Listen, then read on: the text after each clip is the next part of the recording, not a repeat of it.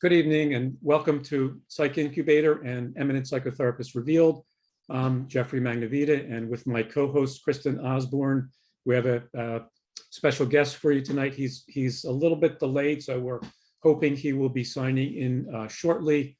But while we're waiting for our guest, let me just make some introductions, and then while we're waiting, Kristin and I will begin to talk about warm up with talk about trauma. So Dr. Bessel van der Kolk, he's one of the leading traumatologists in the world. I'm sure most of you know of his book, The Body Keeps the Score. There have been 2 million copies sold internationally, so that has been an amazing advancement in educating people about trauma in the world.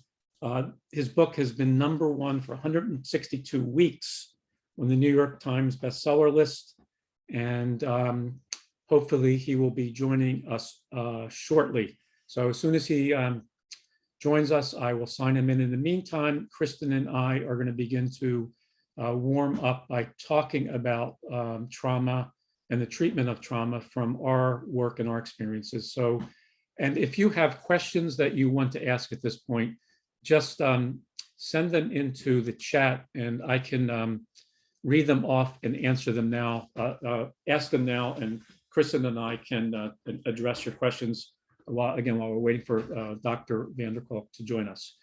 So I have been working in the field for 3.5 decades, and I have come to the conclusion in my experience and from the research that I've read and explored that almost everybody that comes into my office, I would say, has experienced some type of trauma. And we're going to talk a little bit about what trauma does developmentally to people, because I think it's very important to keep it in the context of a traumatic experience at, say, age 3 is going to be very different than a traumatic experience later in life in terms of what happens developmentally. And as some of you know who are listening, I have also an interest in a treatment of and understanding of personality disorders. And I believe that much of what we experience in our clinical practice when we see people with personality patterns that are not operating efficiently is that they have untreated trauma.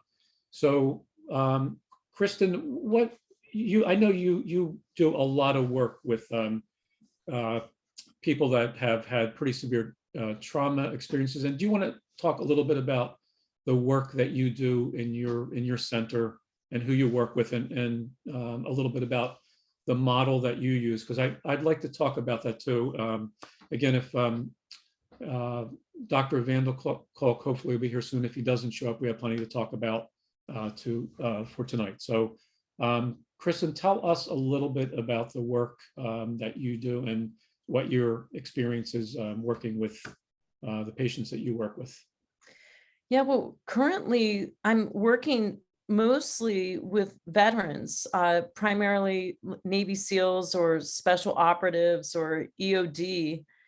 And what I have been discovering through my work with them, that's been the past 2 years, is the majority of my patients have early childhood trauma, and that early childhood trauma actually led them to enlisting in the military and then going on to become a special operative. And what we've discovered is that due to the intensity of their work as special operatives, they've never really had to deal with the consequences of their early childhood trauma. And it's only after they retire that suddenly they're in transition. They're not being hit with adrenaline and cortisol all day long. Is that when the lid comes off, so to speak? Yeah. I mean, that's because when they're in the military, they're so activated constantly and moving from like one project to another and in traumatic situations and feeling very much alive. I mean, there's they're survivors, and suddenly they're in an adult situation where they have to continue to survive. But once they retire and come back to the United States and have to settle down and find a different sort of job, that's when they get into trouble, because life is slower. There's not as many distractions, and suddenly they have feelings coming up that they assume will be related to their military experiences, but more often than not, it's related to their childhood experiences. So do you think that's similar to a phenomenon that I've observed in my work, whereby people that have, this is often seen in professional groups like attorneys and physicians and psychologists and other people have to go to school for a long time, that it's often, and also any like, I would say high achieving person that spent a lot of time working intensively to get somewhere in their life or establish a life, is that what I have experienced is they often, people come in when life seems like it's, you would think it's abundant, like things are all of a sudden going well, and unexpectedly the lid starts to come off, the marriage starts to falter, things start to break down at work, but it's almost after they've arrived and they can start to actually feel like they've accomplished what they've been seeking and they have what they want. And then I see, it seems like stuff from the past Right. starts to filter up, and they often don't even know what it is. They often come in with symptoms, and the symptoms belie the what I think Bessel talks writes so well about in his book, how the symptoms are the signs of the untreated trauma. Absolutely. It's I mean, for me, like, I of course see it as an opportunity, like this incredible opportunity for them to begin to face the trauma from their past and to begin to work through the emotions that have been repressed for so many years. But to be in their shoes is just so difficult, because of course they're having difficulties with sleeping, eating, feeling at peace. They're having a lot of like relational problems with colleagues or their spouses or even their children. It's almost like their whole lives get turned upside down at a moment where they thought everything would be okay. Yes. And so sometimes I feel like we're looking, you know, at the table between us at all the different kind of chaotic things that are coming to life. And a part of my job is to encourage them to get curious and to be open and vulnerable, so that they can just accept what's happening and begin to move through it so that they can get better. And most people want to avoid. They just Yes. want the anxiety fixed. You know, I'm feeling so anxious. Can you fix the anxiety? Can you make it go away?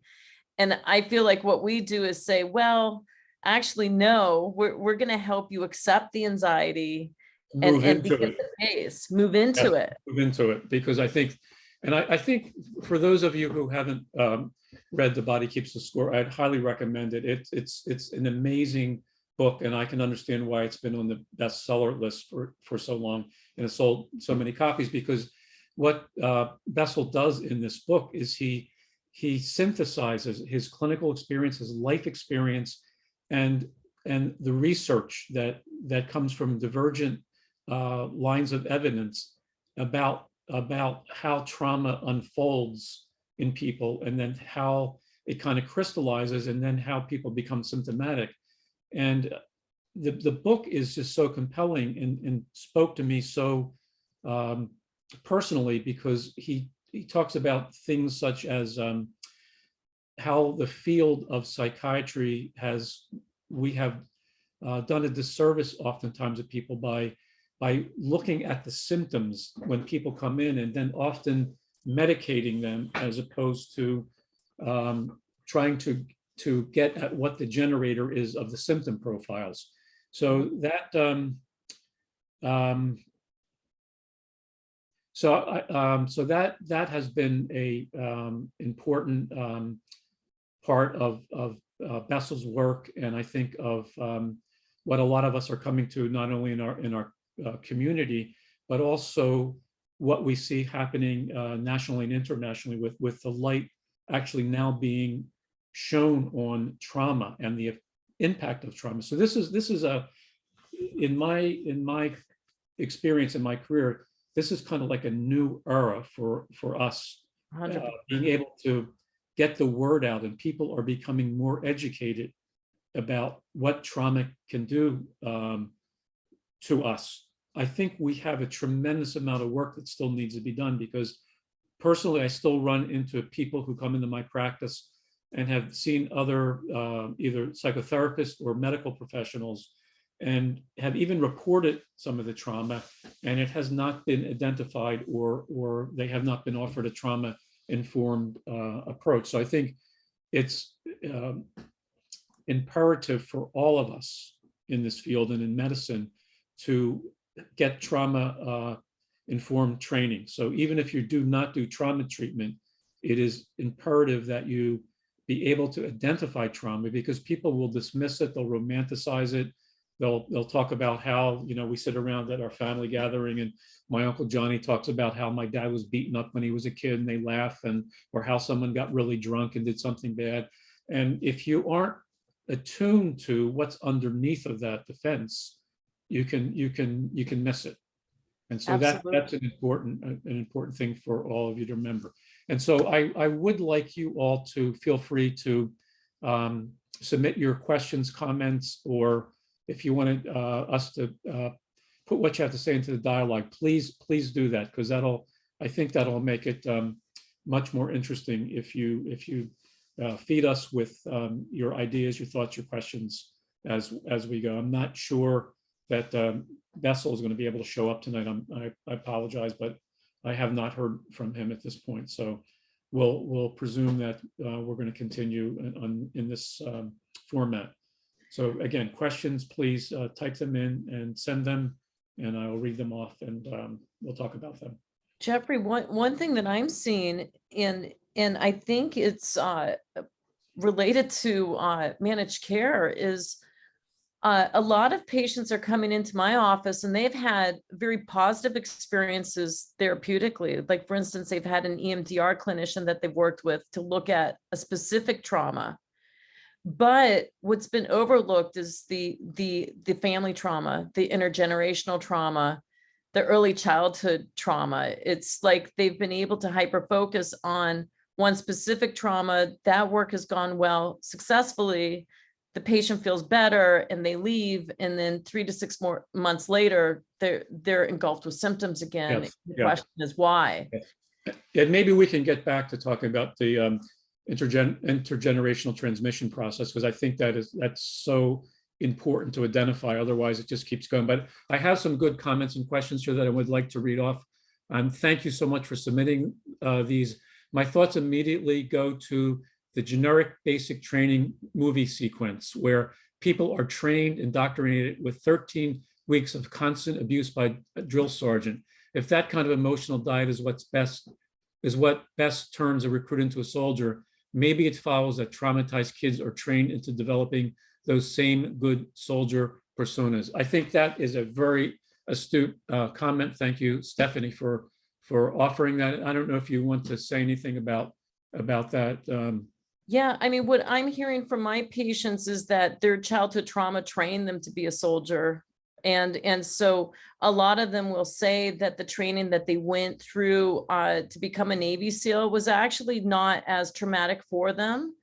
And in fact, it was quite a successful experience, because they were able to get through it due to all the abuse that they had survived as children. And so I'll always hear them kind of say that it just wasn't that bad, but it was just because home was worse than going through training. And that's something that I frequently hear, unfortunately.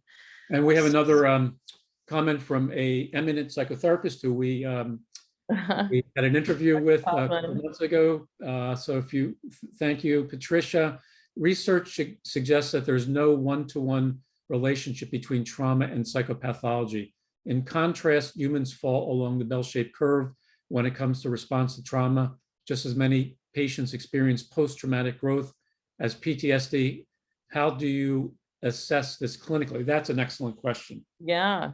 What do you want to give that a try? I think that's a great question. I think that's a very good question, and that's a complicated one for me to answer, because I don't think there's an easy kind of cookbook way when I'm working with patients to diagnose trauma, because oftentimes when I'm working with people who have had some type of traumatic experience, let's say, for example, I'm working with a person that grew up in a family. There was a tremendous amount of conflict, yelling, screaming, and that person who grew up in that family experienced that maybe from birth. So what often happens in terms of being able to conceptualize and diagnose trauma, and I use that word diagnose a little in quotation marks, is because when I have a person who's grown up in that kind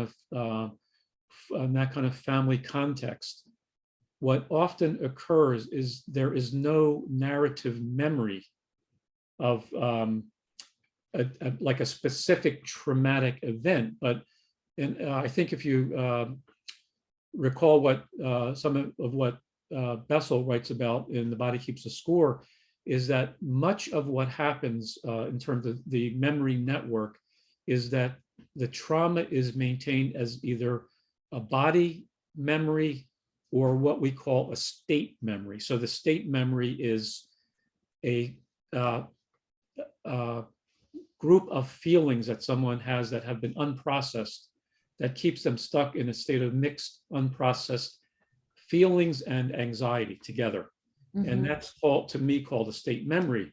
One of the rule of thumbs that I have with people in terms of clinically differentiating between someone who has PTSD as an undiagnosed traumatic event that has affected them developmentally, is when I do my initial history and assessment, if people come in with various clinical conditions, anxiety, depression, substance abuse, and so forth, and relational disturbances. So when I do my initial interview and history, if their life looks like it's not the cause of their disturbance, like there's no specific incident, current event going on, like they're not getting a divorce, they don't have any medical major health issues, any current, they're not in trouble, their current life seems pretty clear, then usually my rule of thumb is something from the past is encoded in their memory network, in a state memory. I don't know if you want to say any more about that question, because I think that is such an important one about how do you know, and I do agree with Patricia Coughlin that not everyone that has traumatic experiences is going to develop PTSD, because right. We all are on a bell curve in terms of resiliency factors. And we know a lot about the resilience factors, having one kind of mitigating positive relationship with someone like an aunt or an uncle or a coach. Intelligence is a resiliency factor, social network support, not having financial means can be a resiliency factor, and social class. So we know there are a lot of resiliency factors, and not everybody that experiences the same exact event is going to develop PTSD, nor will they have their development disrupted. I mean, this is where people like Oprah Winfrey, Tony Robbins have been tremendous role models, because they're very open about the facts that they have experienced early childhood trauma, that it has impacted them, but they'll explain that it's also helped them become who they are today, that all these wonderful strengths have come out of what they survived. In the same breath, they are also open about when there's a shift between life working for them and suddenly life not working for them. And that's what I'm learning is like anyone who has survived early childhood trauma, it's important for them to be aware of when suddenly things shift and they begin to look like they have like PTSD and they have disturbances with sleep, difficulties in the relationships, difficulties with like alcohol, substances. And a lot of what we do is just acknowledging the impact of trauma and then differentiating between when it is the trauma activating in a way that it becomes a problem in your life and when is it simply a part of your history. And I think that's why I have so much fun with my patients, just identifying the symptoms and then normalizing them at the same time. Helping them understand, why the symptoms are there. And if they can find a way to accept the symptoms as a natural consequence of what they've been through, then it's a lot easier for them to move toward the feelings that you were discussing and really be able to engage with, feelings that have been repressed in the past and can they bring them, to life today and become whole again. I'm sorry to report that Dr. Van der Kolk will not be able to make it. I just got word that he got tied up in a very important meeting and cannot join us tonight. So I apologize, but we'll continue to discuss trauma and our experiences and take comments and questions from the audience. We have some good stuff here, so I hope you stay with us. This is, I think, an important question. When you have a client with trauma and you see them laughing, avoiding or crying, shutting down, and they say therapy doesn't work for them, they have done it before, it makes them feel worse. How do you proceed? Yeah, I do you want to take a go on that? Yeah, Or why don't you go with that? I love these moments because it's an opportunity for us to really listen to what has worked and what hasn't worked, and to cultivate a stronger therapeutic alliance. And I always believe what my patient says in these circumstances, and I actually try to have them describe what they've experienced so that I can almost like imagine it within myself so that I can try and really figure out what exactly has occurred. And a lot of times, I'll challenge them in the process too. Like, did the therapy not work for them, or were they not committed to change at that time in their lives? And if they weren't committed to change, like why, right? Or did they simply not have enough understanding of how therapy works, and so the resistance was quite high. And in terms of like feeling worse with therapy, I tend to really help my patients increase their awareness of like what are they experiencing in their body when they're in sessions with me. And we do a lot of work around regulating their anxiety, being able to name what they're experiencing, and help them understand like their defenses when the defenses are activated. So I see it as an opportunity to just help someone become more aware, to help them develop skills to regulate themselves, and to know when they're in a defended position and need to like calm their systems down. Yes, and I would like to add to that. I think that is a wonderful question, and what I would differ a little bit with you, Kristin, in this regard. I think that with where I am in my journey as a clinician here is I attempt to take people where they are on the road. And if we all remember Prochaska, DiClementa, and Norcross's stages of change, if you keep that in mind, that some people are in pre-contemplative, some people are in contemplative, some people are in action, and some people are in maintenance. It's important for us as clinicians to make a determination where they are. So that would be one thing that I would offer there. So maybe the person has already tried things, so they're in the action phase and it's not working. So what I would consider with a patient like that, and certainly we get a lot of patients that have had therapies that have not worked before and have internalized some very powerful beliefs. Actually, it's not that they internalized them, it's that they were already internalized from their experiences. And what I would try to do with patients like this is certainly do what Kristin suggested, but also see if I could help them unpack what the beliefs underlying that are and identify them. Like I'm doomed, I'm untreatable, I'm a failure. And I would try to get them to see if they could find those voices and articulate them. I am very much into Dick Schwartz's internal family systems approach to integrate that with our other approaches when working with a lot of trauma patients, because for those of you who don't know Richard Schwartz's approach, internal family systems, he has a non-pathologizing way of helping this patient understand that part of them, this is a protector part that is experiencing all this and telling them this because it would be more painful to hope that they could change and then have it not work out again. So you can already hear in what you're saying about this patient a pattern. And our job as therapists is pattern recognition. That's what we do. We read what's going on and we try to determine what the patterns are, how to disrupt the patterns, and how to reconsolidate the memory. Bruce Eckert's work is wonderful in that regard. I have another comment here I don't really understand. Says, I doubt the quality of the study. Can you please share the study slide? I don't know. I'd like to say a little bit of what you just mentioned, because I really believe in Dick Schwartz's work too with IFS.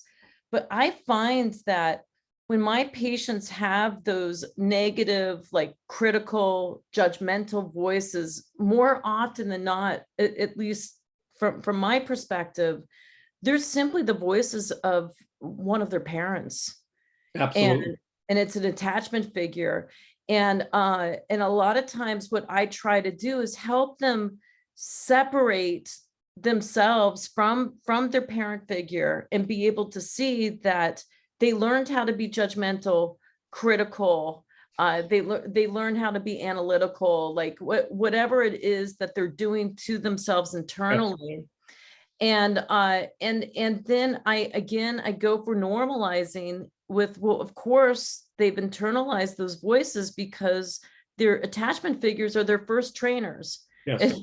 It's they've been trained to think of themselves that way. And you know, here they have an opportunity to untrain themselves to Yes, absolutely. And I think what you're talking about, what we're both talking about, is there are a variety of approaches. There's no one approach that works. Absolutely. And so what I tell people I'm working with is we're going to try something and see how it works, because I can't promise even the like EMDR or IFS or short-term dynamic psychotherapy or any of the approaches that we have been trained in and have efficacy do not necessarily work with a particular person. So part of what we need to be able to do when working with trauma is to be able to try to match the treatment, not only to the patient in terms of their values and their preferences and characteristics, which is evidence-based practice, but also taking the best evidence that we have and putting that through our clinical expertise, and then being able to shift if something isn't working. If all you have is a hammer, everything's a nail. So if you only know one approach, it's going to be very hard to get optimal results with patients. So I'm getting a little drifty here off the topic, but I do want to talk about treatment approaches. I think Jeffrey, it is very important. Like what is the psychotherapist going to use in session with a specific patient? But what I am discovering, and this definitely harkens back to Bessel van der Kolk's work, is that I'm curious about who outside of the psychotherapy office is also working with us. And so that would be the craniosacral massage therapist, the coach, the physical trainer, the acupuncturist. In fact, help my patients, comprehend that they need to develop a team around them in order to successfully move through treatment at a rapid pace. I mean, we want people to recover as quickly as possible. Yes, I want to interrupt you here because I Yeah, want to underscore that idea of a team approach. yeah, And what we're talking about here, and what Kristin and I both agree with, is that especially for the more complex clinical presentations, not like I had a woman who someone was running across the street and she hit her with her SUV and killed the guy, and she had no pre-existing trauma. I was able to do 3 sessions of EMDR with her and she was back to her life. If she had a developmental trauma or complex PTSD, that would have never happened so quickly because that would have opened up the door. But with the more complex patients, it is imperative, even if you're in an outpatient practice or whatever practice you're in, you need resources in the community because it takes a team. And I think Marsha Linehan's research shows that one of the active ingredients to DBT for personality disorders, borderline personality disorder, is the team approach. yeah. So having that, I think, is essential. Let me just read something that someone wrote that I thought very resonant. Surviving early childhood trauma calls upon resilience and resourcefulness, wondering if a new resource when symptoms arise could be spiritual, as an IFS sense of self, spirit, soul, core. I think, Ken, that's a great comment. I agree 100%. with you. I'm Yeah. not sure I need to say any more about that, but we do want you to keep your questions coming. One of the hardest things is the trauma that people have experienced within their churches, and so it can be so difficult for patients to be open to once again tapping into their spirituality and inviting their spirituality to be a part of the healing process, because there are traumas that people have experienced either due to their families' religious beliefs or the churches that they've grown up in. And so I find myself sometimes doing some really focused work on, what are your spiritual beliefs and are they intact? Because, for me, spirituality is more connected to, childhood wonderment, joy, peace. And of course, a lot of people that we interact with, that's been extinguished due to what they've been through. And my experience has been the people who heal the fastest happen to have a strong spiritual sense and practice. I mean, they're meditating on a daily basis. They're actively yoga, absolutely, meditation. Course of Miracles has been something that I've been hearing a lot about recently. And so, and whenever they can build a community around their spirituality, even like AA has a very spiritual base to it. And so it's really important. It's just for people who don't have that spiritual base, that's hard, because it's like, you know that it's going to be harder for them to move through their healing process. Well, let's talk a little bit more specifically in the time we have left about treatment, because I think that's what a lot of people really would like to know about. I think probably a lot of our viewers are therapists who and medical professionals and others who either have experienced trauma themselves. So let's talk about the treatment in a way, because I think we are at a point in our clinical science where new treatments are emerging, and I think some of them are appearing to be very promising. One that I would like to just mention, and I don't know how many of you have had experience with this either personally or as part of your therapeutic regime, but ketamine therapy has I think becoming more and more an adjunctive treatment. And I say adjunctive because I do not think ketamine therapy without concurrent psychotherapy, either by the ketamine provider or by a psychotherapist who's working in conjunction with the treater, is effective. But there is new research out from the American Journal of Psychiatry, where they did a randomly controlled treatment study with ketamine and another psychoactive drugs, and the findings were very positive for the efficacy of ketamine with PTSD. So again, not everyone is going to have a positive response or a breakthrough, but some people are experiencing positive responses and even breakthroughs in using ketamine to open up to in a way what Bruce Eckert talks about in coherence therapy is unlocking the memory network, so that in that state of being unlocked, we can reconsolidate the memory and hopefully erase the old memory. And when I say erase, I'm not talking about you don't remember what goes on as an amnesia. What I'm talking about is uncoupling the unprocessed emotions from the early trauma in whatever form they are, state memories, body memories, some smells, anything that's triggering could be in that.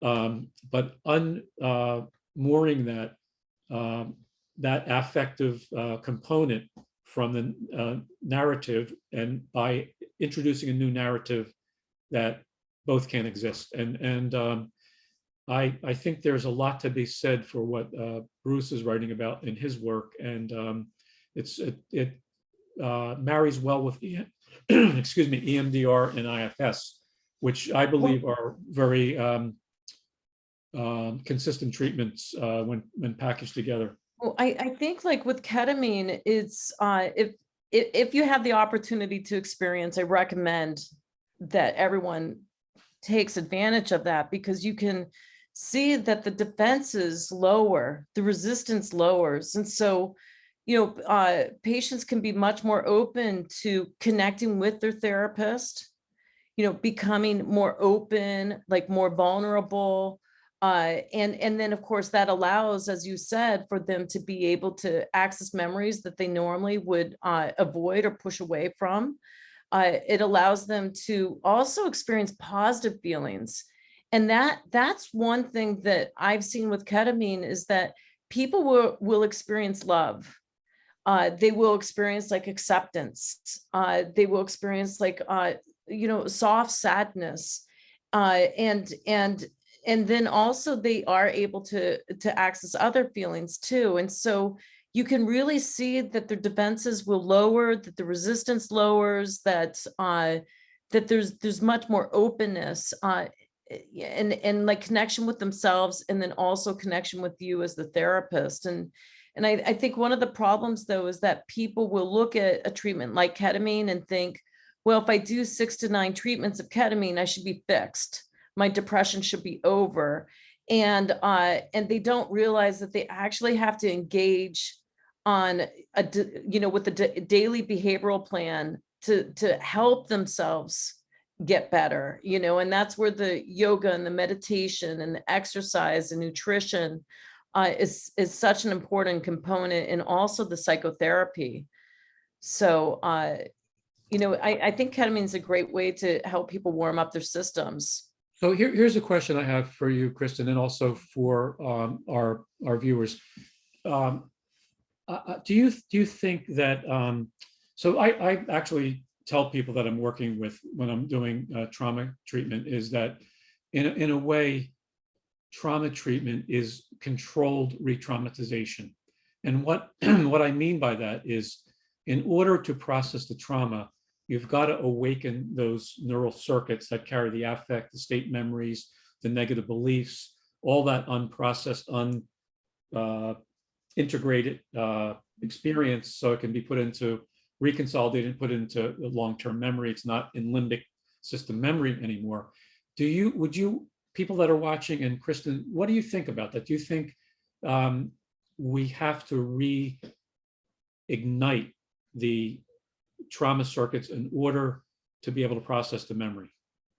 Like it's controlled, so bad trauma treatment is where you overload the patient and you're above the window of tolerance that we talk about a lot, that they can't tolerate the affect or the anxiety and they're flooded, and that obviously doesn't work. But if it's in that optimal window where you're unlocking it, as in kind of like, I think all the approaches that we study, short-term dynamic therapy, Davin talks about unlocking the unconscious. Bruce Eckert talks about unlocking the memory network, EMDR, the adaptive information processor. I think that these concepts are all pretty much getting at the same phenomena. And I'm wondering what you all think. Here's something from Ken. Thanks, Ken.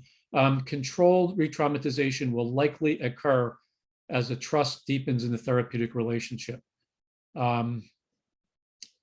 Yes, so I think I understand what you're saying there. Controlled retraumatization will likely occur as the trust deepens. Yes, it has to be based on trust. That's a good point. Any comments on deep brain electrodes? We have not gotten to deep brain electrodes for PTSD, although I know they are doing work with refractory clinical depression and deep brain stimulation. And we also do it for Parkinson's disease and so forth. I know that, I think things are going to change a lot. I know that Elon Musk's Neuralink, which is going to be an implantable electrode, is going to have FDA approval pretty soon.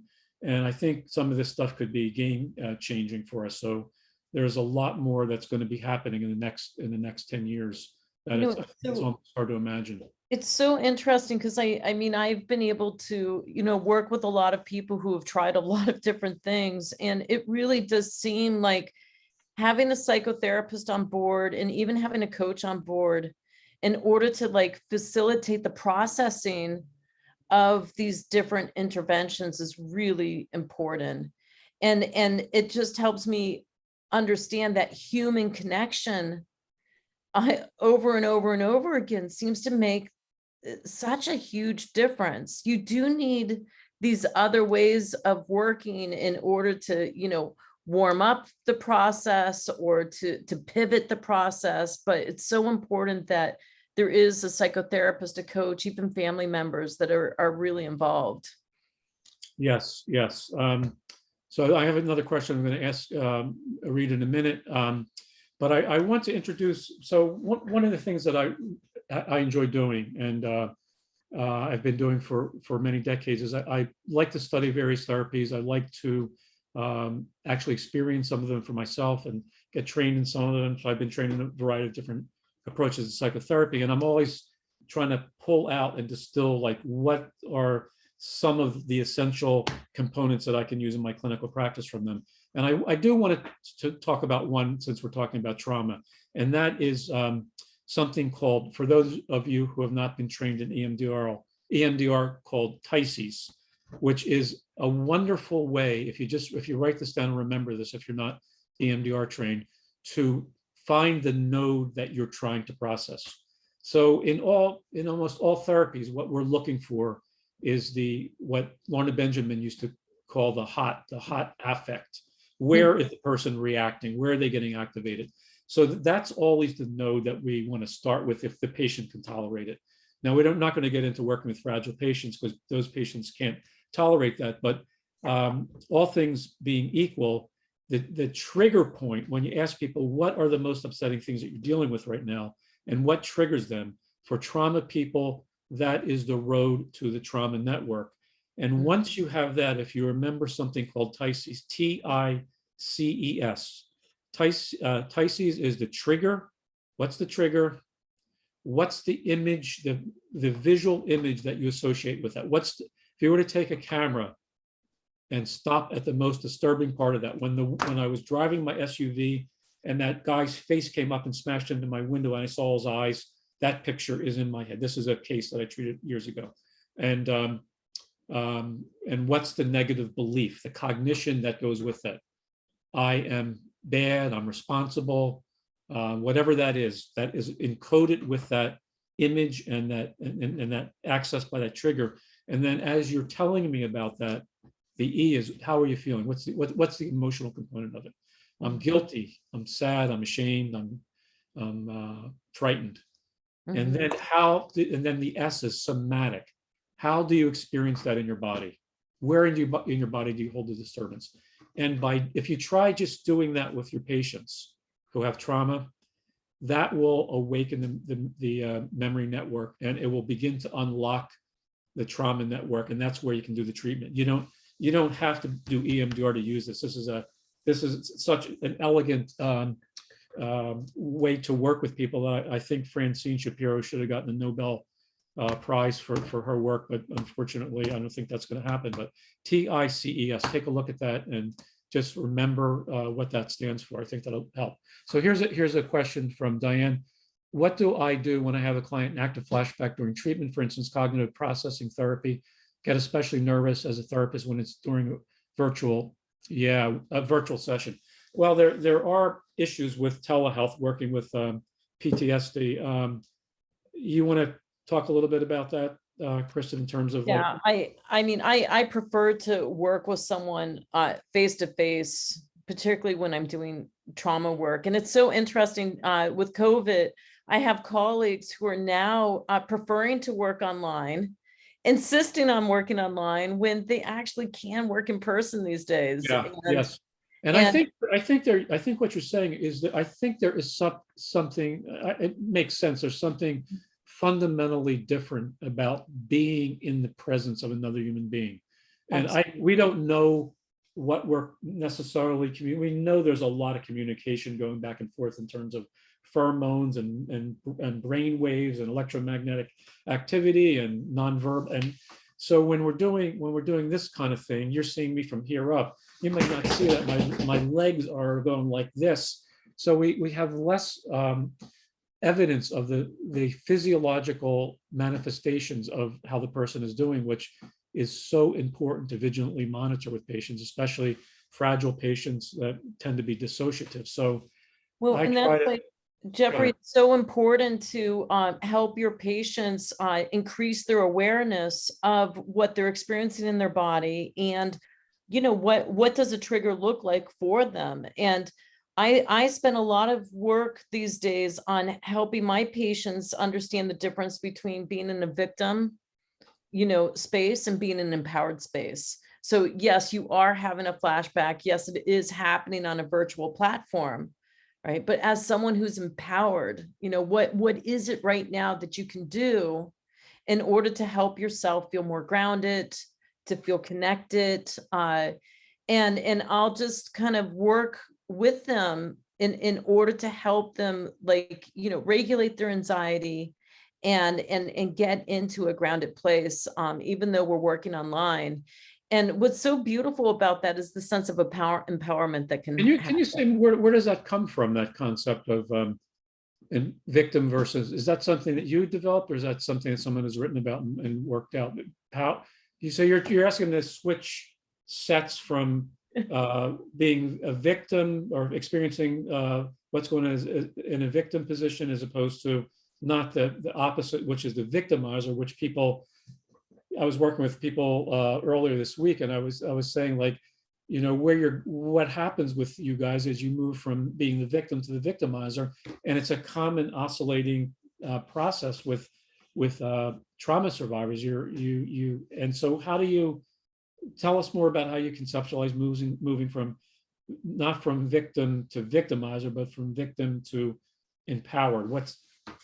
Tell us. I mean, I wish I knew the origins of I guess that way of working, but I've learned that through my work with Navy SEALs, and it's common language for us. We're always talking about, are you in a victimized stance right now, or are you in an empowered stance right now? Mm-hmm. And if you are in a victimized stance, how can we shift that into a more empowered stance? And what is it that we need to do in order to make that shift? So it's non-shaming. Absolutely. And it's reminding people that, ultimately you are the person who's in control of yourself. The changing that is going to occur is within, because you're engaging in that process of change. your therapist, your coach, your friends, your family, they can all guide you, they can support you, they can, do wonderful interventions to help you, but ultimately you're the one who is engaged in that process of change. And when you help someone understand that, then they do feel empowered from that. But what if my limbic system has been bathed in adrenaline and cortisol from the time I was an infant, and my amygdala and hippocampus are actually shrunken? How can you say I can control my limbic system reaction? Well, I think that very cute. But, I mean, a lot of that, you notice how you moved forward is, as a clinician, me moving forward, having eye contact, doing some really solid object relations work with the patient, and then helping them as they begin to get more regulated to see, like, how is that different? Like, as you're here, we're having good eye contact, your system is becoming regulated. What's different right now? What are you noticing? How does this, like, moment of connection I'm feel noticing that you inside of didn't take my bait. you? Absolutely not. Darn, I thought you're gonna take the bait on that one. My cortisol and adrenaline bathed my. I was practicing that all evening before we met, and it didn't work. Yeah. Other questions or comments from our participants, please keep them coming. They're very interesting. Victim stance. I can't. Who is saying that? The victim empowered, trust in the safe space. Breath work is empowering. Very empowering. Breath Yeah. work is a game changer. Yeah. Okay, Yeah. so say a little bit more about that. I've been practicing it myself just I guess the past month or two. And so for me, from a visceral experience, I have noticed just about 10 minutes of breath work, how it shifts me into a very adaptive stance, and with very, like, powerful, playful feelings, like a lot of joy, happiness, connection occurs. And I have noticed a lot of the people that I work with that are doing breath work, I mean, they can't stop saying enough about the Yes. positive impact. So these are other adjunctive treatments, Yeah. and some of them. So now I think what we're talking about is state change approaches and technologies, and one that I don't know if most of you know about, but that I use pretty regularly with my patients for state change work is the alpha stim, which is electrocranial therapy, electrocranial stimulation, which has been FDA approved for anxiety, depression, and insomnia. I have a lot of people who use that at home to work on retraining their state. Because if you think about where the patients who have experienced chronic stress states, they're in that limbic system over arousal, they sometimes have never felt what it's like to be safe. And so a lot of what we're doing is trying to retrain their limbic system so it doesn't have to be on all the time. And Right. the alpha stim and the Fisher-Wallace is another technology. The other one that Bessel talks about in his book that I also use a lot is heart rate variability biofeedback. I don't know if you use that with your SEALs, but that can be something that people can use at home. And many of these adjunctive technological approaches give people a sense of agency that they can actually do something. It's just not they don't have to be in the room with you all the time to be able to regulate their anxiety. So biofeedback, heart rate variability biofeedback, check the HeartMath company out. The alpha stim electrocranial therapy. Some people use neurofeedback. Bessel talks about that. I've played around with neurofeedback a bit, but I'm not expert in neurofeedback. And then there are a number of like galvanic skin response devices that you can get for like $20 that people can use to just bring down that anxiety. So a lot of what we're doing is we're re-educating the limbic system, retraining it, reconsolidating the memory so that people don't walk around in this state all the time. And that's where we get a lot of chronic somatic disorders. So other questions, comments? One thing, Jeffrey, that I've been seeing with my patients that are high risk, struggling with suicidality, is there's this app called Signal. It's an encrypted mobile app, so you can text. It's safe. What they'll do is they'll identify who's a member of their team and then create this group where they check in on a daily basis just to say, like, they'll look at the rings that they're wearing, The Aura ring. Yeah. the Aura ring, yeah. Yeah. If you don't know about the Aura ring, a good biometric device. Right, and Can help it helps them understand how much they're sleeping and what they the need to quality do. of the state activity. Yeah. Yeah, so they'll check in on it every morning, like, what does their Aura ring say? Like, what activity they're doing? Did they do some breath work, meditation? Did they go for a run? Like, they basically report to their team. So is this an app for, do you have an, are you saying you have an app for Yeah, this? it's an encrypted texting app called Oh, Signal. cool. And And that's what's that? something, yeah, and that's something we haven't even talked about all the Yeah. apps out there. There are something like 50,000 apps for mental and behavioral health out there now. Most of them aren't evidence-based, but there are some good ones. So that can also be helpful depending upon what the symptoms are you're trying to manage. Because obviously treating trauma is also, you got the line by the tail because you have to manage the symptoms as well. So Right. here's another comment: negative capability to be with uncertainty, mystery, and doubt without the irritable need to grasp after fact or reason. Keats, 1813. This is for therapists working with trauma. I think is a wonderful quote. Absolutely, is beautiful. So we have about 2 minutes left, and then can you hang around at all, Kristin, to Yeah. talk afterwards for a Yeah. few minutes? I can do that. We're going to stop the recording promptly at 8. And if anyone wants to watch this, that'll be available next week. And when we do stop, Kristin and I will take comments and questions from people who want to hang around for a few minutes and chat with us or listen to us chat. So we want to thank you all for joining us. I'm very sorry that it seemed like a bait and switch that Dr. Von der Kolk couldn't be here, but he had emergency, had to attend to a meeting that he had to go to. And hopefully we'll be able to reschedule him to come back sometime. So if you want to hang around for a few minutes, hang around. If you have to sign off, we appreciate you joining us for Psych Incubator and Eminent Psychotherapist Revealed. So good night to all those. Yeah, so someone said, don't think twice, it's all right. Thanks a lot. I'm feeling so terrible about him not showing up, but thank you. All right, well, Therapy, that's huge. Just saying. So yeah, we'll end the recording now and we will. oh, hi, Julia. I can. All right, so I'm going to end the recording.